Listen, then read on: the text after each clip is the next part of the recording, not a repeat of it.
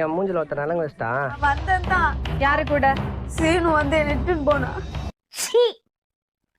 ஏய், இதுக்கே டென்ஷன் ஆனா எப்படி?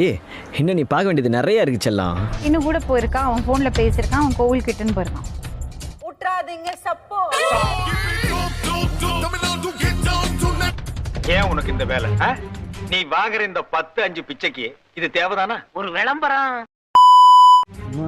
போ அப்படியே போயிட்டு நிறைய ஹாஸ்பிட்டல் இங்க போ. தங்கச்சி என் தங்கச்சி தங்கமான தங்கச்சி. இப்படி வளர்த்து வச்சிருக்கீங்க. நான் நல்லா மாதிரிதாம்மா. எங்க நல்ல மாதிரி வளர்த்த நல்ல வாட்டமா. ஏன் நான் அதை அவள்கிட்ட சொல்லவே இல்லையா? மறந்துட்டேன். காணாய் ஒரு குழந்தை இருக்குன்னு தெரியும் மேடம். தெரியாது மேடம். உனக்கு என்ன தெரியும்? படிக்க தெரியுமா? பழகிய கூட அதுக்கப்புறம் தான் இவங்களே தான் கூப்பிட்டு அதுக்கப்புறம் தான் நானே போனேன். இல்லை இல்லை, நீ என்ன விளக்கம் சொன்னாலும் அதை ஏற்றுக்கொள்ள என் மனம் மறுக்கின்றது. உதைப்பதற்குள் ஓடிவிடு. பாத்தியம்மா அந்த பொண்ணு 7 மாசம் கர்ப்பம். சக்தி வேளாள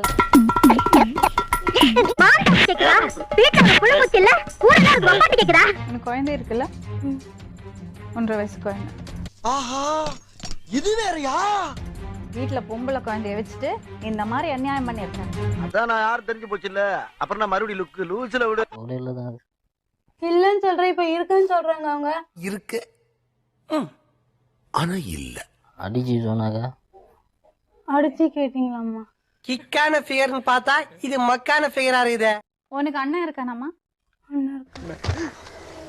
அக்கா தான் நடந்தது சொல்ல வேண்டாம்னு சொல்லிச்சேன். இந்த மாதிரி மாட்டிக்கிட்டு முழிக்காதீங்க. இந்த மாதிரி பசங்களை எல்லாம் நம்பி லவ் பண்ணி கல்யாணம் பண்ணிக்காதீங்க. கௌரவம் கௌரவம்னு என் கௌரவத்தையே ஆரம்பிச்சிட்டீங்களா?